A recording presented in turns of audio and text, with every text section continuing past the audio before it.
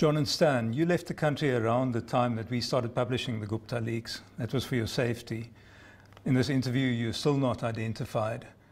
Do you see a time when you'll be ready to tell the world who you are?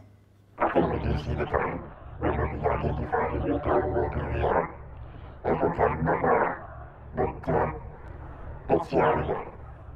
And of course, then the next question is whether you were ever afraid, before or after you left, that the Guptas or maybe people close to them would get to you and do actual physical harm. Yes, people like the Guptas and possibly others doing us harm has always been in the back of our minds, sometimes foremost in our thinking. But we did take it into account for many months before we decided to actually go ahead with this and contact the right people. Welcome back. I'm with Amabhungane investigative journalist Micah Reddy, and we are discussing the state of capture. The commission headed by Deputy Chief Justice Raymond Zondo will be starting its work tomorrow. And this started as news stories over a period of time, but the major event was the leaking of the Gupta emails, later to be known as the Gupta Leaks. So how much do you know about how your colleagues landed up with this large number of emails from the Gupta family? Very little, actually, because we had very, very strict security protocols in place. And for the safety of journalists and the whistleblowers, the circle of necessity had to be kept very, very small and very tight. So only a couple people were actually dealing directly with the whistleblowers from within our group. And so I don't know who the whistleblowers are. The first time I sort of heard their voices was at the gathering when where my boss Stefans interviewed them, and even now at this stage, their faces have to be blacked out and their voices disguised. So most of us who were part of the Gupta Leaks team know very, very little about. Sure, but how were the stories put together? Because it would be an email here, an email there, and you had to corroborate some of the information, cross-check, and so it went. How were the different news stories that emerged out of that pieced together? Well, remember, journalists had been chipping away at this Gupta network, uncovering things for years and years before the Gupta Leaks came out. The Gupta Leaks were extremely valuable in that they allowed us to build on a lot of the pre-existing work that we'd done, and to use the very sort of in vogue term, connect the dots. So in that sense, they were invaluable.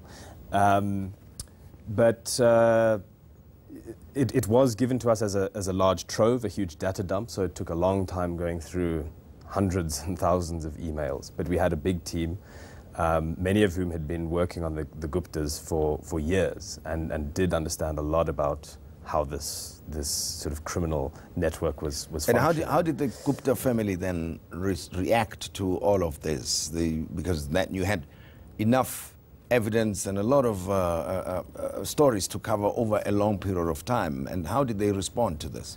Well, you remember that in the beginning they just denied it outright. I think Atul Gupta in one interview said that they were faked.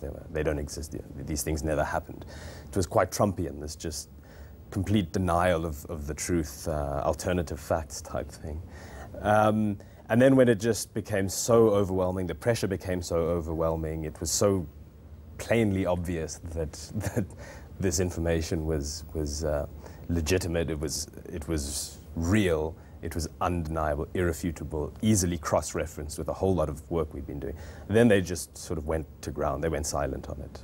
Well, and of course parliamentarians took this up on themselves, right, and started setting up portfolio committees, setting up hearings. But it took them a long time as well, the public representatives, to acknowledge that something was not right. But at least the opposition parties, EFF and the DA, had already started doing work on this. Yeah, it did take Parliament a long time to act. But remember that the Guptas had captured a very large faction of the party as well. And that was key to their powers, is capture, basically winning over the Zuma faction within the ANC. So a lot of parliamentarians would have been very hesitant to act, despite the overwhelming evidence that this was hugely damaging, not only to the country, but to the party as well. And despite colleagues of theirs within the ANC being increasingly vocal about the role of the Guptas. Now, and Peter Louis Myburgh and Jacques Paul wrote books about this, and Ronnie Castrol's also referred to parts of this about President Jacob Zuma. Your views on the information that since emerged as a result of the State of Capture project? You mean the information from the media books reports and books? Yeah, I mean, you know, as somebody who's an activist when it comes to these matters, right? What do you think South Africa must take note of about this project of state capture? I think that's going to be the importance of this commission, is to really lay things bare. My colleague was on this channel very recently, Susan Comrie, saying that as useful as the Gupta Leaks were, and all these other bits of reporting, a lot of that reporting has been done in relative isolation. So you focus on a project here, you get a little bit of information there, you write a story around it.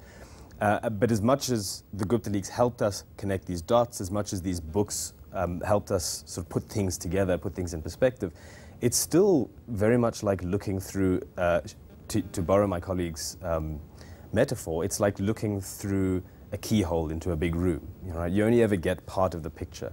And the importance of this commission, I think, would be to help us sort of take a step back and get a broad overview of all of this and figure out how it really all worked. And there's a lot we don't know, a lot that still needs to come out, and hopefully this will provide the platform for that, for would-be whistleblowers to really give us a clearer picture, to speak without fear and the sort of restraints they otherwise may have been.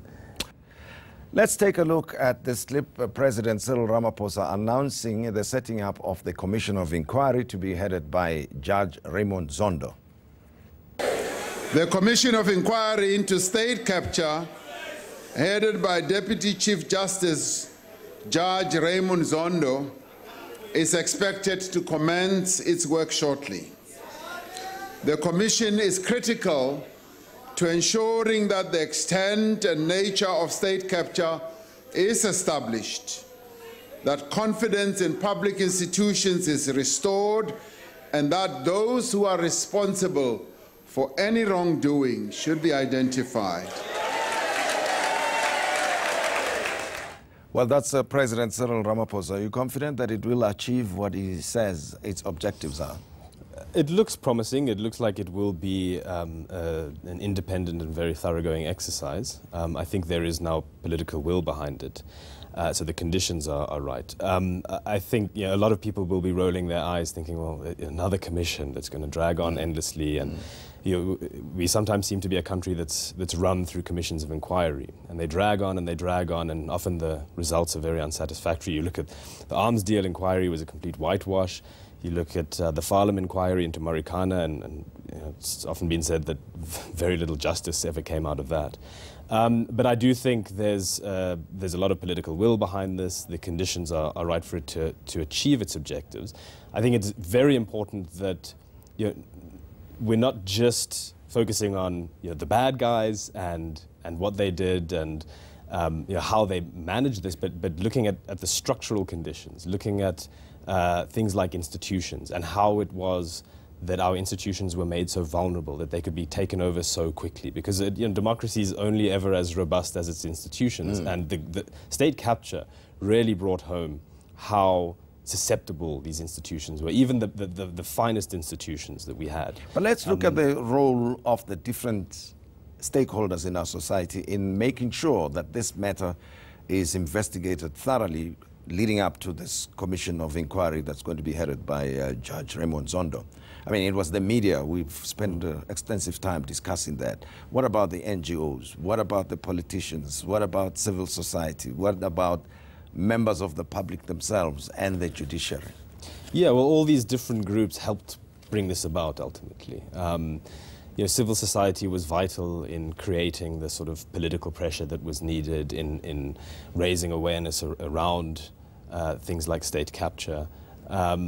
There was obviously a huge amount of public pressure that was brought to bear by ordinary citizens who were extremely alarmed and disgusted by all of this. So I think there's a feeling that a great many people, a great many groups have a very strong interest in this and a stake in the outcomes of this commission of inquiry.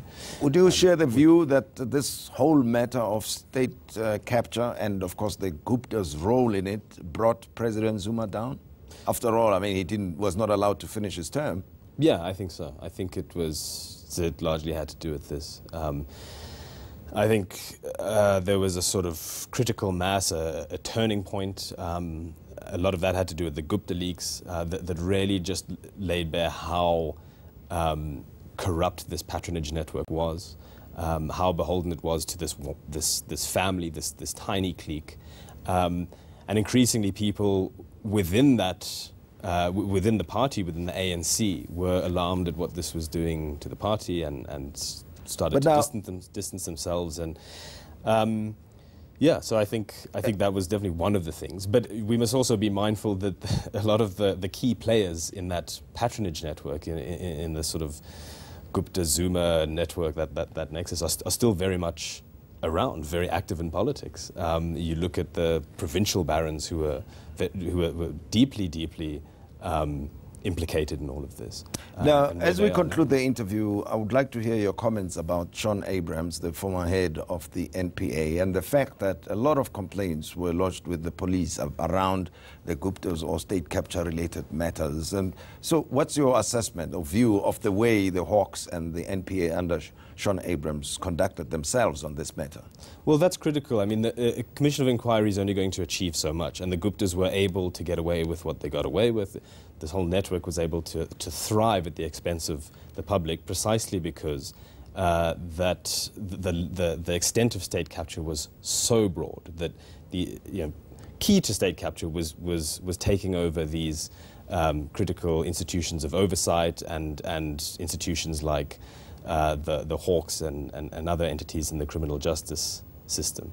And this started, of course, long before Zuma. The political interference in these bodies, but now there is a chance to revive them, to take a real critical look at how we can better safeguard their independence and ensure that they're able to do their jobs properly.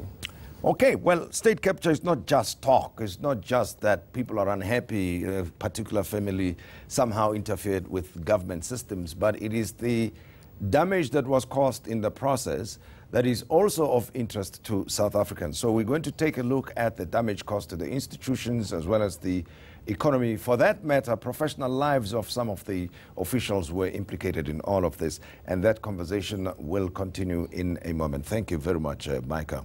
Thanks. And on your part, please participate, #the Modise Network.